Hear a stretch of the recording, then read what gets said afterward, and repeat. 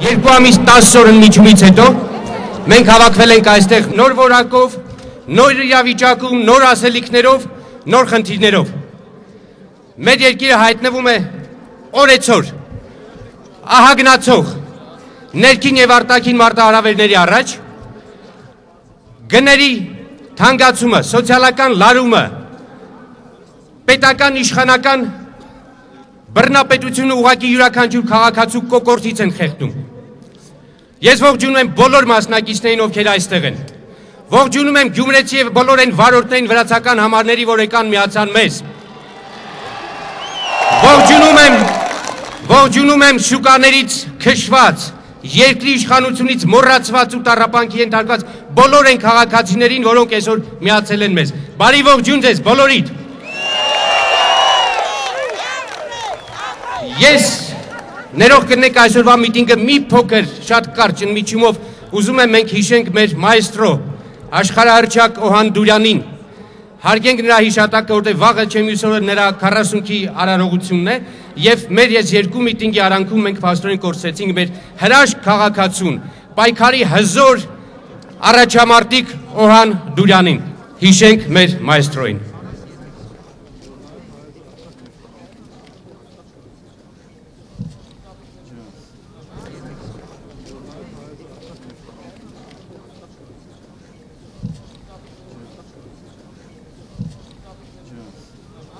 Շնորհակալություն։ Այսուհետ մի փոքր ավելի շատ տեղ ենք հատկացնելու տնտեսական թեմաներին, ժողովրդին հուզող եւ Հայաստանը կործանման տանող այսօրվա թեմաներին։ Դրանք տնտեսական թեմաներն են, հարկային տերորն է, գների թանկացումն է, մարդկանց իրենց աշխատավայրից դուրս հանելու քաղաքականությունն է։ Մեր այսուհետև ելույթների ընթացքում ոչ միայն մենք անդրադառնալու ենք դրանց,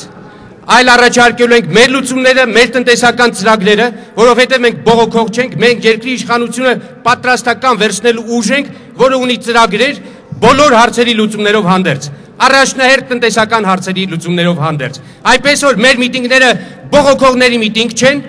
մենք փուչիկ չէ որ փչում ենք եւ այստեղ հաջող պայթացնում, մենք ծրագրերով, լուրջ քաղաքական տնտեսական ծրագրերով հանդես եկող քաղաքական ուժ ենք։ Եվ այսօր մենք սկսում ենք այդ փուլը, մենք սկսում ենք միտինգների նոր շարժման նոր փուլ, որը կարծում եմ շատ շուտ մեզ բերելու է հաղթանակներ։ Ես ուզում եմ, որ մեր հանրահավաքը, մեր կոնգրեսը, կոնգրեսի մասնակից բոլոր կուսակցությունները եւ դուք ողջունենք Եգիպտոսի ժողովրդին, Թունիսի ժողովրդին, Եմենի, Բահրեյնի բոլոր այն ազատական ժողովուրդներին, որոնք դուրս են եկել ազատական պայքարի, որոնք դուրս են եկել ժողովրդավարական պայքարի։ Ողջունենք բոլորին եւ բոլորին թող հաղթանակ ու հաջողություն լինի եւ անկորուստ հաջողություն լինի այդ ժողովուրդներին։ Տարոցը մեզ եւ ձայնը տալիս եմ Զոյա Թադևոսյանին։ Ջերմ ողջունները ձեզ բոլորիդ սիրելի հայրենակիցներ։ Այս հանրահավաքի անդամների ներկաների անունից մեր ջերմ ողջունները հղենք մեր քաղաքբանտարկյալ ընկերներին, սիրելի Նիկոլին, ով ամեն օր պայքար է մղում մեզ հետ միասին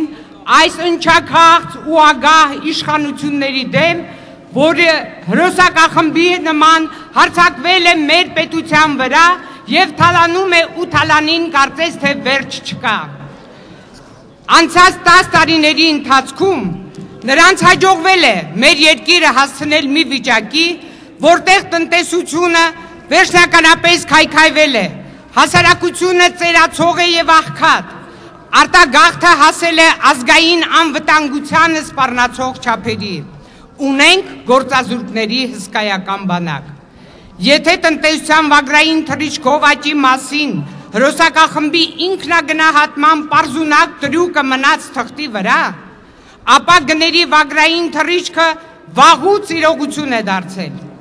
Վերջին 5 տարիների ընթացքում խոզի մսի, թռչնամսի, բուսական յուղի գինը բարձրացել է 30%-ով, շաքարավազի, կենդանական յուղի, աղի, ալյուրի գինը ավելի քան 50%-ով, տավարի միսը, պանիրը թանկացել են 70%-ով, ձում, բրինձը ավելի քան 2 անգամ, ոչխարի միսը, կարտոֆիլը եւ մրգերը 3 անգամ։ Թանկացումների հիթ շքերթը կանգ չի առնում։ 50-60% գործազրկության, 70% աղքատության մակարդակ եւ բնականաբար բավականին աննշան եկամուտներ ունեցող հասարակության համար 60% գնաճը ուղղակի աղետ է։ Սրանք բավականին ծանրակշիռ փաստեր են, որպեսզի հայ ժողովուրդը պահանջի իրեն հարստահարողների անհապաղ հրաժարականը։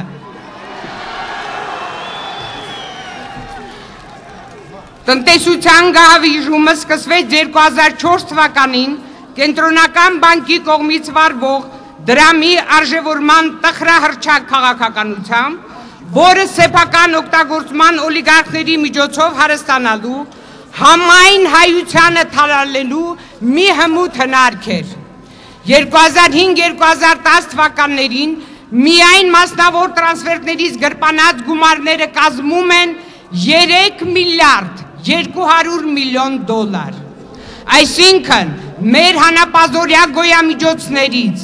օրական գրպանվել է մոտ 1.5 միլիոն դոլար եկամուտ։ Եթե դրան գումարենք նաև գների բարձրացումից ստացվող գերշահույթները, ապա հրոսակախմբի գործունեությունը կարող ենք որակել որպես հայ ժողովրդի հետևողական կեղեքման քաղաքականություն։ Կեղեքիչները պետք է հեռանան։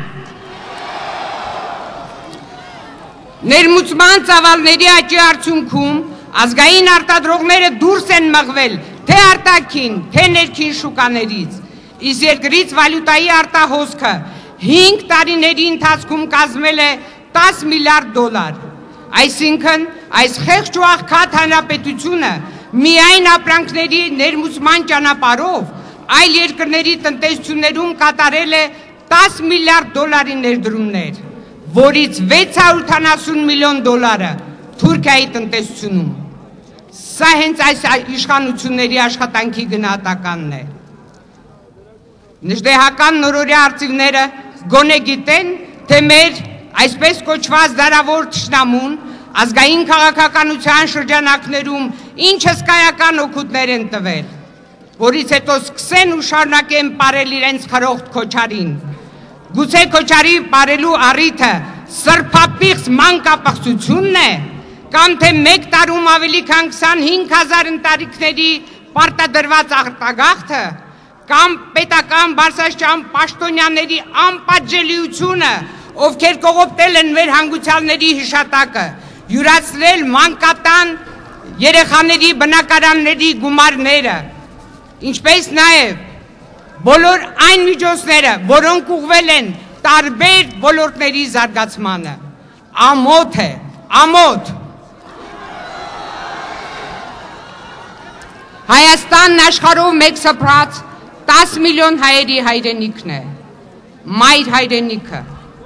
մոր նման անփոխարինելի ու թանկ։ Հիվանդ մորը չեն լքում, հիվանդ մորը չեն լքում,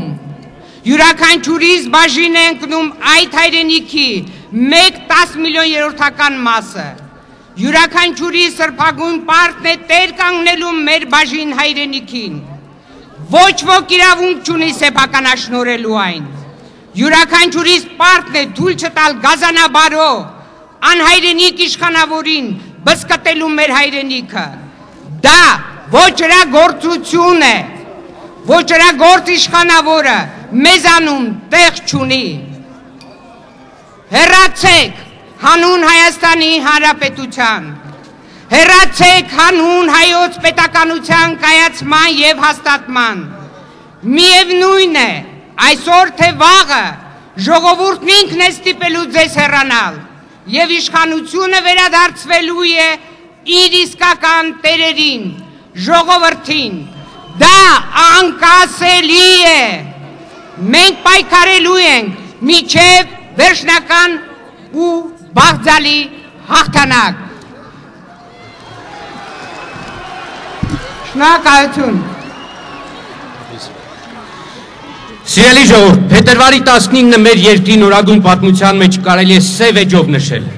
Մենք 2 փետրվարի 19-ն ենք ունեցել կեղծված ընտրություններում։ 2 անգամ ընտրվել է նախագահ, 2 անգամ նշանակվել է ուրիշը։ Մեր այս միտինգը նաև որպես հուշ, որպես ամոթանք, որպես խարան, որպես խայտառակության նվիրված է այդ օրվան, որ մերժվի այդպիսի օրը, որ կեղծված ընտրություններ չլինեն ընդհանրապես, որ կեղծված ընտրությունների պատճառով է, որ այսօր թանկացումներ է, որ մոնոպոլներն են, հաստագլուխներն են երկիրը տիրել, որ արտագաղթ է տարեկան 100,000-ի չափով, որ ամեն ինչ Հայաստանից դուրս է հոսում։ Հայաստանի տղամարդիկ հոսում են դեպի Ռուսաստան, Հայաստանի կանանց մի մասը հոսում է դեպի Թուրքիա, Հայաստանի բիզնեսը հոսում է դեպի Վրաստան, Հայաստանի երիտասարդ ուղեղները Եվրոպա, Հայաստանը դատարկվող երկիր է։ Եվ սա այս իշխանությունների կամքն է, ցանկությունն է, իրենց տհասության, տգիտության ու ապաշտնության արդյունքն է։ Մենք ենք պարտավոր կանգնելու այդ ամենի դեմը եւ կանգնեցնելու այդ ամեն հոսքը, այդ խայտառակ ընթացքը, որի մեջ հայտնվել է Հայաստանը։ Եվ այսօր մենք հավաքվել ենք այստեղ ասելու, որ ոչ փետրվարի 19-ին, ոչ կեղծվող ընտրություններին ընդհանրապես, կեղծված ընտրությունները, կեղծվող ընտրությունները երկիրները կործանում են։ Ձայնը տալիս եմ Արման Մուսինյանին։ Սիրելի ժողովուրդ, իմ գործընկերներն իհարկե մանրամասնորեն ներկայացրին եւ կներկայացնեն Հայաստանի սոցիալ-տնտեսական իրավիճակը, որը արագորեն մոտենում է դրամատիկ համարվելու սահմանագծին։ Մի հավելյալ տեղեկություն էլ ես հաղորդեմ, առևտրով զբաղվող մեր քաղաքացիների հետ շփումներից մենք մի տեղեկություն ենք ստացել, թաղային իշխանությունները, թաղապետարանները նրանց տեղեկացրել են, որ առաջիկայում կարող է որոշում ընդունվել փոքր խանութները եւ կրպակները պիտի աշխատեն մինչև ժամը 8-ը։ Դրանից հետո բոլորը պետք է փակվեն, դուք հասկանում եք, թե սա ինչ է նշանակում, ճանապարհ է բացվում բոլոր սուպերմարկետների եւ մնացած մեծ խանութների, ցանցերի եւ օլիգարխների համար, բայց չեմ ուզում ընդհանրապես անդրադառնալ, թե ինչ աստիճանի անմեղսունակ որոշում է սա, այլ ձեր ուշադրությունն եմ կուզենայի հրավիրել մի այլ խնդրի վրա։ Իհարկե վարչախմբի քաղաքականությունը ժողովրդի նկատմամբ, միջին խավի նկատմամբ այլ կերպ քան թշնամական համարել չի կարելի։ Բայց մենք պիտի հասկանանք, որ միայն ժողովրդի նկատմամբ տածած ատելությամբ չէ, որ առաջնորդվում է այս վարչախումբը։ Եվ պիտի պարզենք, թե որն է իրական նպատակը։ Միջին խավը, ընդհանրապես միջին մանր բիզնեսը ցանկացած հասարակությունում երկրի առանցքն է, որովհետև այն անկախ է իր մտածողությամբ, ազատ է, կիրթ, ստեղծագործող, աշխատունակ եւ որ շատ ավելի կարեւոր է, անկախ է ֆինանսապես։ Այս խավի գոյությունը ընդհանրապես այս ռեժիմի համար անընդունելի է։ Մի ռեժիմ, որն առաջնորդվում է թույլ ես սողա, ուժեղ ես նվաստացրու սկզբունքով։ Եվ ազատ մտածողությունը, ինքնուրույնությունը, որոնք մարդու տեսակին բնորոշ հատկություններ են,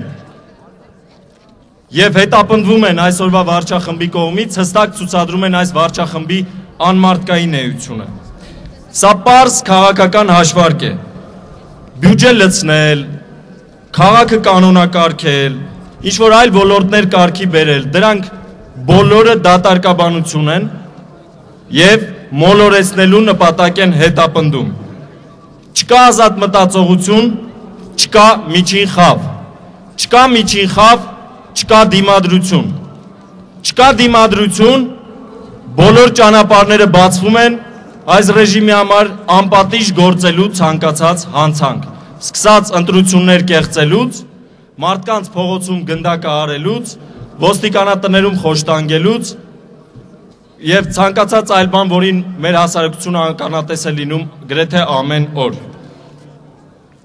Ռեժիմի ստրատեգիայի մի կարևոր մասն էլ հասարակության մեջ, անկախ մտածողության, ազատ քաղաքացիների մեջ հուսահատությունը սերմանելն է, որպեսզի այս տեսակը հուսահատվի, լքի իր հայրենիքը, կամ որ պակաս կարևոր չէ ինքն իր մեջ ընդունի իր պարտությունը։ Նրանք այս նպատակի համար չեն խնայում որևէ ռեսուրս, ապականում են մեր դպրոցը, որպեսզի կամ մեր երեխաները դառնան իրենց նման, կամ մեր երեխաներին փրկելու նպատակով մենք լքենք մեր երկիրը, ապականում են հեռուստաեթերը, որպեսզի կամ մեր երեխաները դառնան իրենց նման, կամ մենք մեր երեխաներին փրկելու նպատակով լքենք այս երկիրը ու բռնենք գաղթի ճամփան։ Բայց ռեժիմը հիասթափության մեջ է եւ այսօրվա հանրահավաքը եւ իր ամենօրյա ստացված տեղեկատվությունը դա են վկայում, որովհետեւ հասարակության մեջ ազատ մտածող ինքնուրույն սեփական արժանապատվություն ունեցող քաղաքացիների դիմադրությունը այս վարչախմբին գնալով աճում է։ Դրա վառ ապացույցն են Գյումրիի, Նոյեմբերյանի, Վանաձորի վարորդները, դրա վառ ապացույցն են առևտրականները, դրա վառ ապացույցն են նույնիսկ ոսկերիչները, տաքսիստները, որոնք որոշ դադարից հետո ես վստահ եմ շարունակելու են իրենց պայքարը։ Եվ ի վերջո դրանց ապացույցն են այն տասնյակ հազարավոր մարդիկ, ում հետ կոնգրեսը վերջին ամիսներին շփվել է ինտենսիվորեն, թե անհատական մակարդակով, թե կուսակցական մակարդակով, թե կոնգրեսի կառուցվածքների միջոցով։ Մեր հետևողական պայքարը բերել է նրան, որ Հայաստանում հասարակությունն այլևս գիտակցում է մեկ շատ կարևոր բան։ Առանձին վերցրած որևէ հարց, որպես սոցիալական հարց, չկա։ Առանձին վերցրած որևէ տնտեսական հարց, որպես այդպիսին չկա։ Դրանք բոլորը քաղաքական հարցեր են։ Բոլորը։ Գյուղացին ջուր չունի, դա սոցիալական հարց չէ, դա քաղաքական հարց է։ Ապօրինի մաքսավճարները, կաշառակերությունը, դրանք քաղաքական հարցեր են։ Ոստիկանատներում եւ դատարաններում կիրառվող ապօրինությունները, դրանք քաղաքական հարցեր են։ Հիմա դիմելով բոլոր ազատ մտածող, ինքնուրույն եւ արժանապատվություն ունեցող քաղաքացիներին այս հանրահավաքում, նրանց ովքեր չեն եկել հանրահավաքի, բայց ավելի ուշ կկարդան կամ կլսեն այս խոսքերը, եւ նրանց, որոնք հաշվի առնելով տեղեկատվական շրջափակում միգուցե չեն էլ իմանա սրա մասին։ Ես ուզում եմ ասել երկու բան։ Առաջին, Հայ ազգային կոնգրեսը հետ չի կանգնելու։ Կոնգրեսը կանգնած է ճակատի առաջին գծում։ Քաղբանտարկյալները կանգնած են ճակատի առաջին գծում։ Երիտասարդները կանգնած են ճակատի առաջին գծում եւ չեն նահանջելու։ Իդեպ,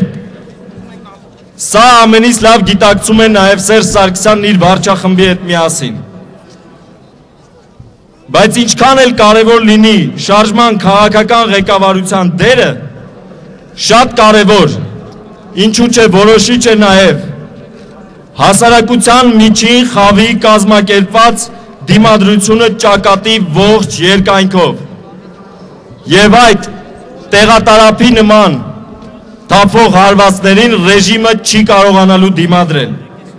Եվ վստահ եմ, մոտեցնելու է, շատ ավելի մոտեցնելու է այն օրը, երբ մենք բոլորս իրականություն ենք դարձնելու մեզ բոլորիս համար մի թանկ նպատակ՝ ազատ, անկախ Հայաստան, ազատ, անկախ Հայաստան, ազատ, անկախ Հայաստան։ Շնորհակալություն։ Բարև ձեզ։ Ես ձեզ փաստերը կասեմ, դուք ձեր երևույթներն արեք։ 3 տարի առաջ այս մարդիկ եկան իշխանության։ 3 տարի առաջ խոսք էին տվել համախառն ներքին արդյունքը աճեցնել 2 անգամ։ Անցել է 3 տարի, համախառն ներքին արդյունքը պակասել է 7%-ով։ Բոլոր թվերը պաշտոնական թվեր են։ Եթե 2008-ին Հայաստանը բնակչության մեկ շնչին ընկնող հնայով աշխարհում 114-ն էր, 193 պետության մեջ 114-րդը, 2009-ին 124-րդը, 2010-ին 139-րդը։ Եթե այս տարվա բյուջեն կատարվի 4% աճ լինի, Աշխարհը աճելու է 5%, ուրեմն մենք կդառնանք 141-րդը։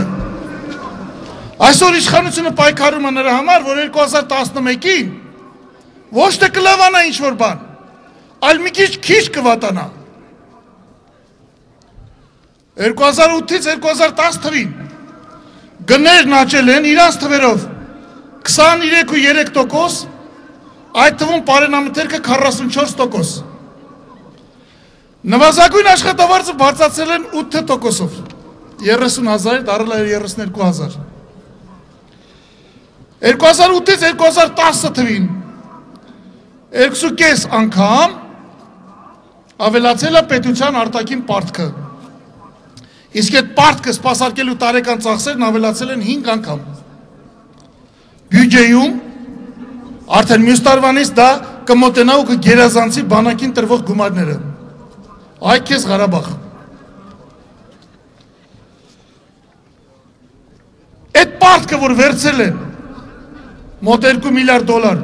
բերեին բարի բուն իմաստով մտցնեին հնայի մեջ, կլներ աճ 10%-ով։ Բայց չէ, իրանք ծրագիր ունեին ու ծախսել են այդ ծրագրով։ 3 տարում գյուղմթերքների արտադրությունը պակասել է 15%։ Չմշակվող վարելահողերը ավելի քան կրկնապատկվել են 150,000 հեկտար։ Մենք ընդամենը 400,000 հեկտար վարելահող ունենք։ Սերժ Սարգսյանն ասում էր բյուջեն կդարձնեմ 4 միլիարդ դոլար։ 3 տարի աշխատում է, բյուջեն 2.5 միլիարդ դոլարից իջել է ուղիղ 2 միլիարդ դոլարի։ Իրանց թվերն են։ Ես չէի համարձակվի այս թվերը ասելու։ 2010-ին Հայաստանում միջին աշխատավարձը ամենացածրն էր $280, Վրաստան 318, Ադրբեջան 400։ 1996-ին Հայաստանում միջին աշխատավարձը 1.7 անգամ ավել էր, քան Վրաստանում եւ 1.2 անգամ ավել, քան թե Ադրբեջանում։ Հիշում եք 96-ին են իրանց միտինգները։ Լավ երկիր էին սարքում, այդ ուժերը հիմա իշխանության են։ Լավ չէինք ապրում 96-ին, չէ։ Բայց ավելի լավ էինք ապրում, քան թե Ադրբեջանը 2 անգամ։ Գուցե դրա համար էր մեր զինվորը կռվում։ 3 տարում արտահանման ծավալները 1 միլիարդ 150 միլիոն դոլարից իջել են 1 միլիարդ դոլարի, 12.5%, գների ինդեքսը հաշված 25%։ 3 տարում կապիտալի արտահանումը համարյա թե զրոյից դարել է 1.5 միլիարդ դոլար։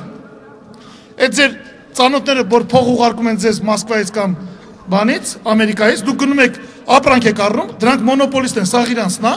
այդ փողը քանի որ շատ է, իրանց պետք չէ այդքան ծախսել, այդ ինչքան որ դուք ստանում եք 80% իրանք արդեն դուրս են անում։ Բնակչության մեկ շնչին ընկնող կապիտալի արտահանմամբ $490, Հայաստանը աշխարհում գրավում է 7-րդ տեղը։ Մեզ ուրիշ երկիր էլ չի կարող գերազանցել, այս ցուցանիշով 7-րդն ենք։ Բավական ասել, որ առաջ ենք այնպիսի երկրներից, բարի բուն իմաստով, ինչպիսիք են Ճապոնիան, Իտալիան, Իսպանիան, դժբախտաբար դեռևս զիջում են Գերմանիային ու Ամերիկային։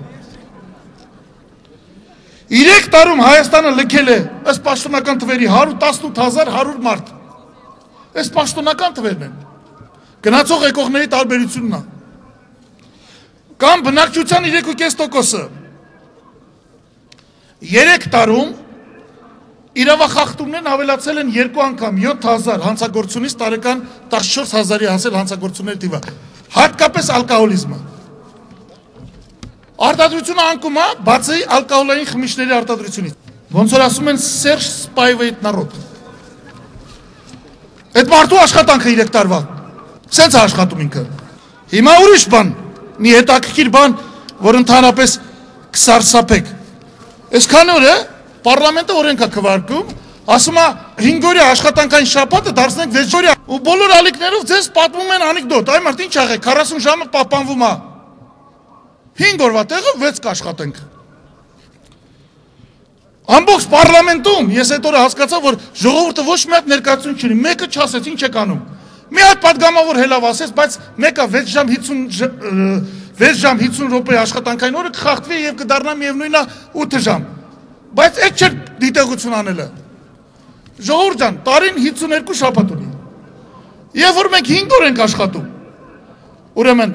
5 օրվա աշխատանքի դիմաց ենք դաստանում։ Բայց եւ որ մենք գնում ենք 6-րդ օրն ենք աշխատում, առաջի 4 ժամը 50% ավել ենք վճարվում, հաջորդ 4 ժամը 100% ավել։ Հիմա եթե գործատուին, այդ գործատուների մասին խոսեմ այդ հաստավիզների։ Եթե գործատուին թույլ են տալիս ձեզ 5 օրվա տեղը 6 օր աշխատել, ինքը էկոնոմիա անում շաբաթ օրը կրկնակի վճարելու խնդիրը։ Եկամուտների բաշխման տաբլիցայով 3.5 տրիլիոն հնայից 1.3 տրիլիոնը մերն աշխատավարձն է։ 37%-ն է ինչքան փող կա հանրապետությունում աշխատավարձ մերն է, մնացած 50 ընտանիքինն է։ 63-ը շահույթները։ Հասկանում եք, որ եթե տարին ունի 52 շաբաթ, ապա 1/7 մասը իրանք էկոնոմիան անում։ Մի անգամից այդ օրենքով օլիգարխները ստանում են $400 միլիոն կամ 150 միլիարդ դրամ։ Հասկանում եք դրանց մակարդակը, հասկանում եք դրանց հերթատեսությունը, որ հենց ամեղ ասում է, ինչ է եղել, որ 40 ժամ պապանվել, ես էլ չեմ խոսում այն մասին, որ սկսած 1848 թվականից ֆրանսիական բուրժուական հեղափոխությունից խնդիրն եղել է ոչ միայն 40 ժամի աշխատանքային շաբաթը, այլ նաև որ դա լինի 5 օրում, որպեսզի մարդը 2 օր իր երեխեքի հետ լինի։ Հիմա նայեք ինչ են արել աշխատանքային օրենսդրությունը։ Ընդհանրապես այդ ոդիսական աշխատանքային օրենսդրության է սկսվել է Ռոբերտ Քոչարյանից։ 2004-ի վերջին այս մարդն արդեն խոշոր բիզնեսմեն էր դառել։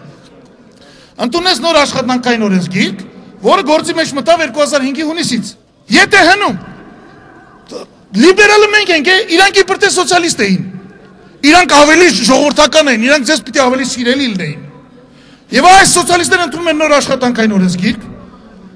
Եվ եթե առաջ 4 պատճառ կար մարդուն հանելու, առանց ատեստացիայի մարդ չէին հանում, կամ պետք էր լիներ կառուցվածքային փոփոխություն, կամ 2-3 հատ նկատողություն նոր աշխատանքային օրենսգրքով,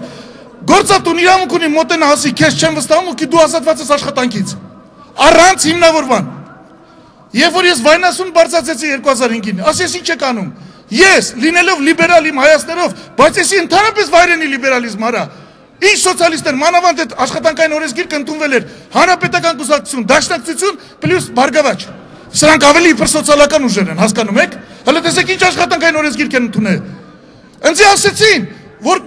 դրա փոխարեն մտցրել են կոլեկտիվ աշխատանքային պայմանագիր։ Ոչ ոք չգիտի, անցել է 6 տարի թե դա ինչ բան է։ Իսկ հիմա ես վստահաբար գիտեմ։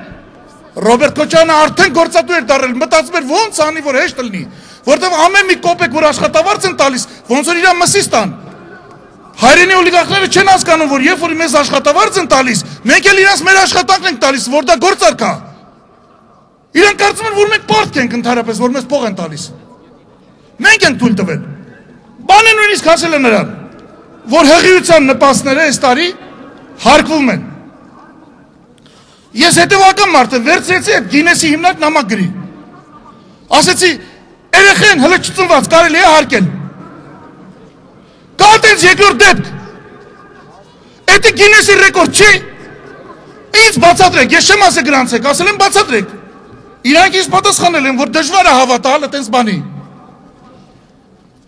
2011 թվականի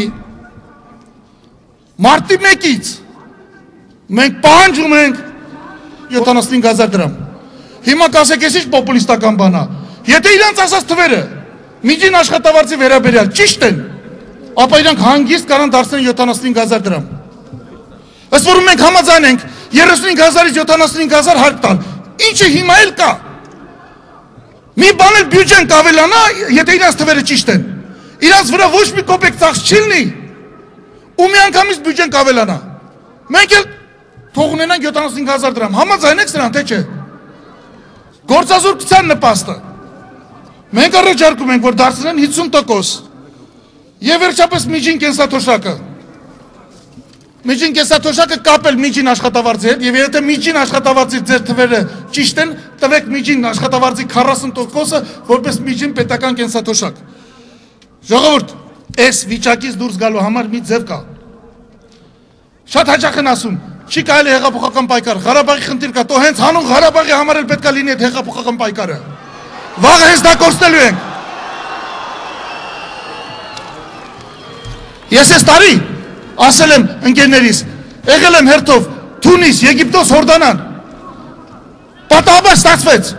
Ու իմ գլխում մտել են հետևյալ բայերը. Եգիպտանալ, Թունիսանալ, Ղրղզալ, Հորդալ։ Այս ձեր միակ փրկությունն է։ Սիրելի ժողովուրդ, Երանի դուք ձեզ տեսնեք այստեղից, ձեր լավ հայացքները, ձեր կամքը, ձեր խիտ շարքերը մեզ հույս են տալիս, մեր բոլոր ելույթների ոգին կախված է ձեր շարքերի քանակից, ձեր տրամադրությունից, ապրեք, հալալ է։ Միայն այսպես մենք կհասնենք մեր երազին, իսկ մնացածները տակները լցրել են, վախեցել են, Սերժի ախրանայի դվայնոյ դառնալը իրա վախի նշանն է, բոլոր բռնապետիկները սկզբից ուժեղացնում են իրենց թիկնազորը, իրենց ախրանայի քանակն են կրկնապատկում, քառապատկում եւ արագացնում են իրենց կործանումը։ Ես հուսով եմ, որ իրենք իսկ իրենց գերեզմանը փորելու են, իրենք իսկ մեր օգնությամբ արագացնելու են իրենց կործանումը։ Լևոն Զուրաբյան։ Բարև ձեզ սիրելի ժողովուրդ։ Այս բազմահազարանոց ցույց է տալիս, որ ժողովուրդը նորից ոտքի է կանգնում։ Եվ որ այս ռեժիմը մոտենում է իր վախճանին։ Բոլոր նախադրյալները կան պնդելու, որ նրա հարատևման ռեսուրսները սպառվում են։ Չեն կարողանում վճարել ուսուցիչներին եւ անգամ ոստիկաններին։ Վերջին ճիգերով արհեստականորեն զսպվում է դրամային զանգվածի աճը։ Իսկ դա նշանակում է, որ շատ շուտով մենք կարող ենք բախվել դրամի թռիչքային արժեզրկման եւ սարսափելի գնաճին։ Վտանգված է բանակը, ուստի եւ մեր անվտանգությունը։ Ձախողվում են բոլոր բանակցությունները։ Այլ բան չէր էլ կարող սպասվել քրեաօլիգարխական պետական համակարգից, որի միակ նպատակն է Սերժ Սարգսյանի եւ նրա մի քանի մերձավոր օլիգարխների հարստացումը։ Հիմա բախվում ենք մի նոր երևույթի հետ՝ Մուբարաքի ռեժիմի այլ կոռումպացված բռնապետությունների կոլապսից հետո միջազգային հանրությունը սկսում է հասկանալ, որ անիմաստ է որևէ ներդրումներ կատարել, ֆինանսական կամ տնտեսական օգնություն տրամադրել կոռումպացված օլիգարխիկ ռեժիմներին։ Այդ միջոցները միայն նպաստում են թալանչի օլիգարխների հարստացմանը կամ օգնում երկրի ղեկավարներին ցոփ գիշերներ անցկացնել կազինոներում, իսկ հասարակ ժողովուրդը մատնված է աղքատության կամ սովի։ Այս պատճառով դադարեցվել է Լինսի հիմնադրամի գործունեությունը, որի շնորհիվ 1997 թվականից սկսած հարյուրավոր միլիոնների ներդրումներ են կատարվել Հայաստանում։ Միացյալ Նահանգների կողմից դադարեցվել է նաև հազարամյակի մարտահրավերի ծրագրի իրականացումը, որով նախատեսված էր 100 միլիոնների ներդրումներ ճանապարհաշինության, ոռոգման եւ այլ բնագավառների մեջ։ Հակառակ բազմաթիվ խնդրանքների այս կառավարության կողմից Ռուսաստանի կառավարությունը նույնպես մերժում է վարկերի տրամադրումը, անիմաստ համարելով օգնել թալանչի իշխանություններին։ Ռեժիմի տապալումների պատճառով հավանական է դառնում պատերազմի վերսկսումը եւ մեզ հասած տեղեկություններով իշխանությունները լրջորեն քննարկում են, թե ինչպես տնտեսական կոլապսը եւ հնարավոր պատերազմում պարտությունը վերագրել ընդդիմության կողմից երկրում ստեղծված քաոսին։ Նման իշխանության իրեն հարգող որևէ ազգ իրավունք չունի հանդուրժելու։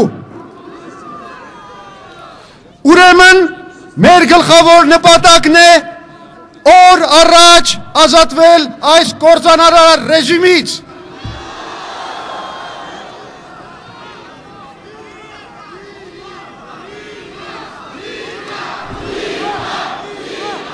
Միակ հարցը հետևյալն է. արդյոք ժողովրդավարական հեղափոխությունը հնարավոր է անել այսպես կոչված թավշյա եղանակով, առանց արյունահեղության, պետական կառավարման մեքենայի կազմալուծման, կարգ ու կանոնի եւ ռազմաճակատում մեր դիրքերի քայքայման։ Սա է հարցը։ Հայ ազգային կոնգրեսը համոզված է, որ դա հնարավոր է։ Մենք կարող ենք ստեղծել այնպիսի համաժողովրդական ընդվզում, որ 100,000-ավոր մարդիկ դուրս գան փողոցներ եւ հողը այրվի այս իշխանությունների ոտքերի տակ։ Մեր ապագա միջոցառումների մասին մենք կհայտարարենք հանրահավաքի վերջում։ Եթե առաջիկա 1-2 ամիսների ընթացքում իշխանությունները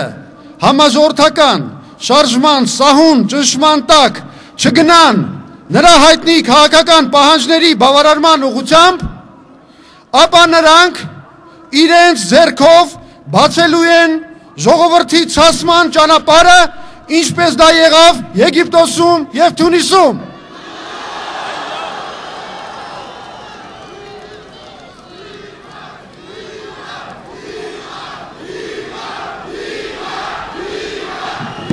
Եվ ուրեմն պայքար, պայքար, մինչև վերջ, պայքար, պայքար, մինչև վերջ։ Այս իշխանությունը մի հատ լավ ծրագիր էր անում, արի տուն։ Հրանուշին ասենք գնա Ղարաբաղ այս երկուսին կանչի հեշտ բրցնենք։ Եթե համաձայն եք, եթե չէ, դուք գիտեք, թե չէ Արամ Սարգսյանն իր տարբերակն ունի։ Արամ Սարգսյան։ Բարև ձեզ։ Աստծո բարին ձեզ բոլորիդ։ Անկեղծանամ եւ ասեմ, որ հանրահավաք անելուն ու քեզ, սիրելի ժողովուրդ, տղայից ասած բառով լրջով կարոտել էի։ Գիտեմ, որ անհամբերությամբ սպասում եք Լևոն Տեր-Պետրոսյանի ելույթին։ Ու դրա համար կփորձեմ չչարաշահել ձեր համբերությունը։ Եվ այսպես, ինչ է տեղի ունեցել մեր նախորդ հանրահավաքից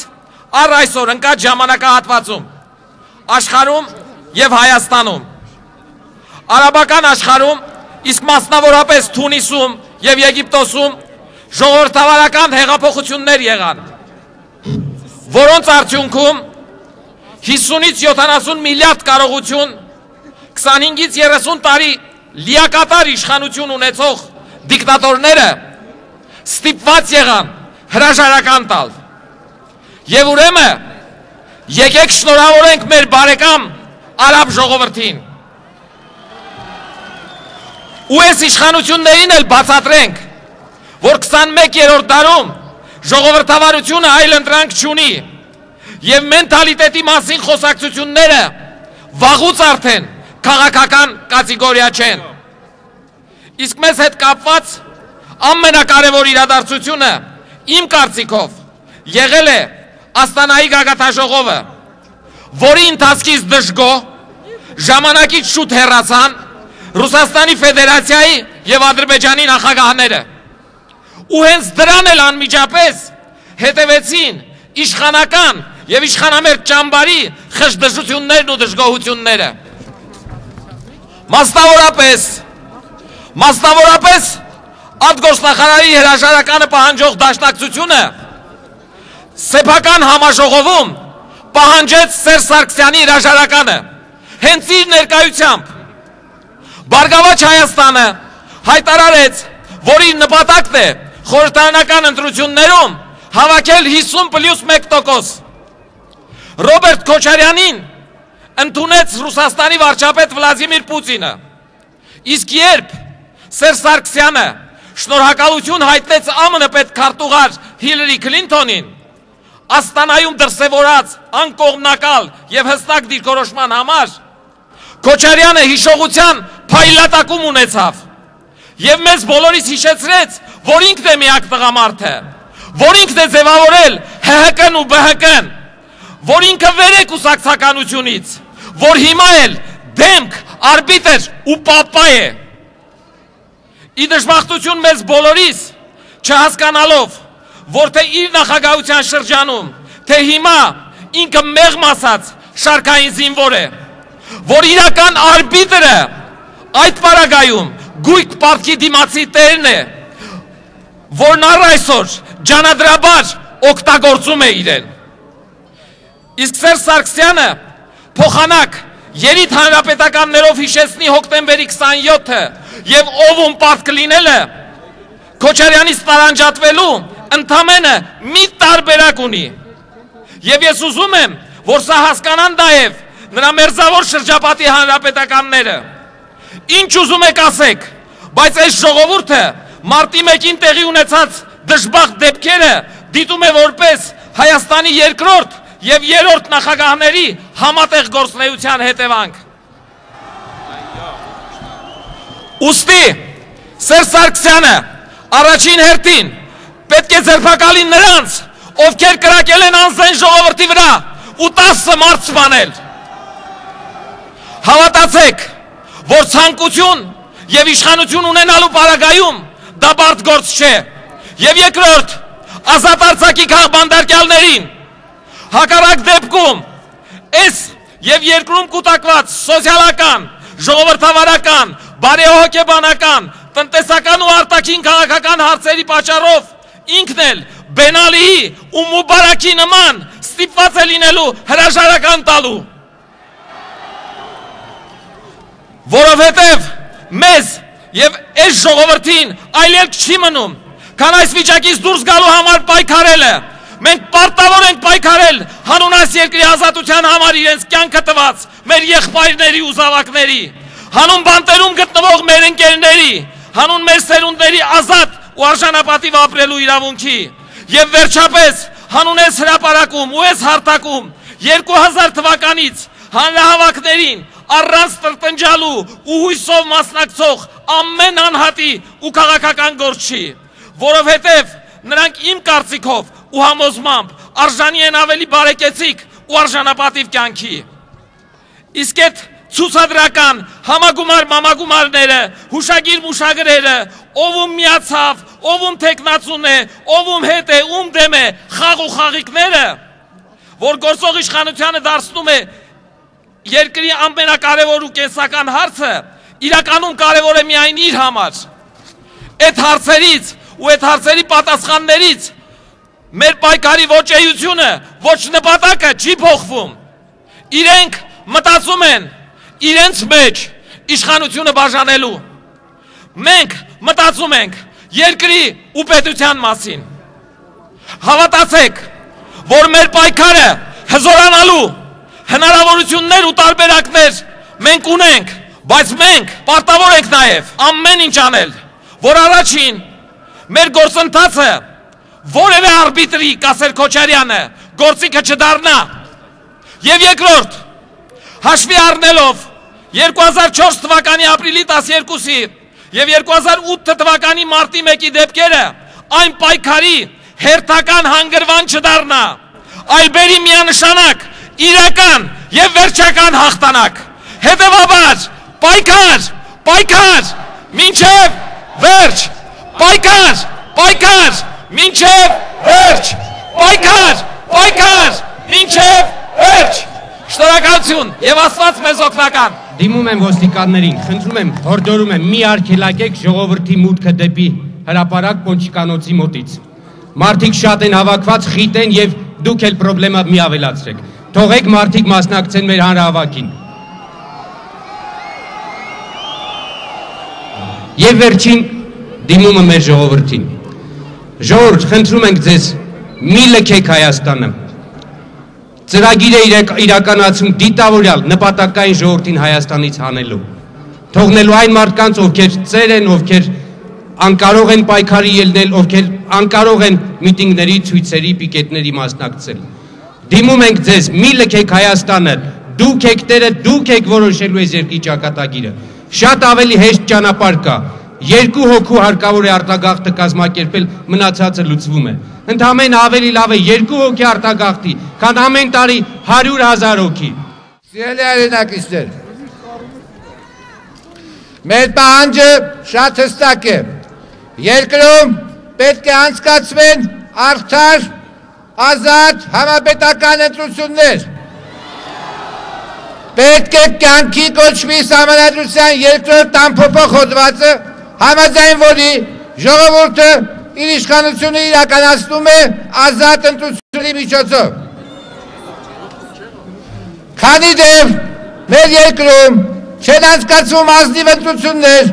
ավելորդ է խոսել երկրի առաջընթացի որակական փոփոխությունների մասին։ Եվ այսօր երկրում առկա ծանր սոցիալ-տնտեսական վիճակը, անառողջ հոգեբանական մթնոլորտը հետևանք է շարունակաբար կեղծվող ընտրությունների եւ տարիներ շարունակ իրականացվող քաղաքականության, այն քաղաքականության, որի հետևանքով այսօր 1 միլիոնից ավել մարդ աղքատ է։ Փետրվարի 19-ը դարձել է ընտրակեղծիքի օր։ Եթե հիշում եք, թե 2003 թվականին, թե 2008 թվականին, հենց փետրվարի 19-ին կեղծվեցին ընտրությունները։ Ուրեմն սրա վերջը մենք միասին պետք է տանք։ Վարչախումբը,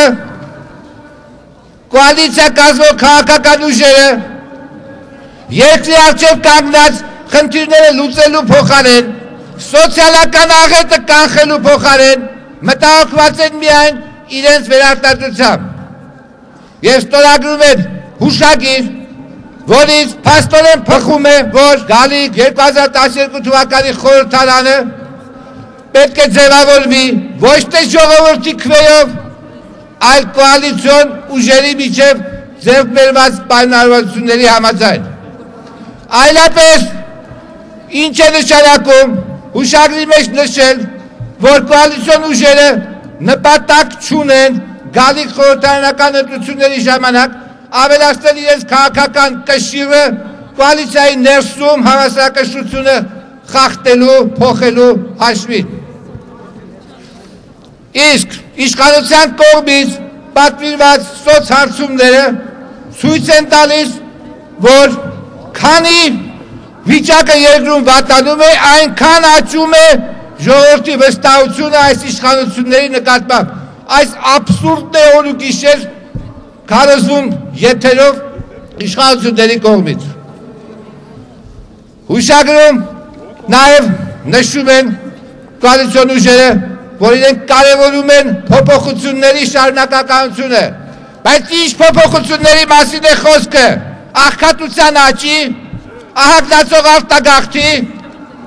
սոցիալական բևեռացման էլ ավելի խորացման, վաղուց են այդ քաղաքական ուժերը ապացուցել, ցույց տվել, որ նրանք ի վիճակի չեն որևէ դրական փոփոխություն իրականացնել մեր երկրում։ Իրական փոփոխությունների, սոցիալական արդարության եւ օրինականության հաստատման մենք կհասնենք մեր միասնական պայքարի շնորհիվ։ Եվ այսօրվա հանրահավաքը ցույց է տալիս, որ մենք դրան հասնելու ենք։ Շնորհակալություն։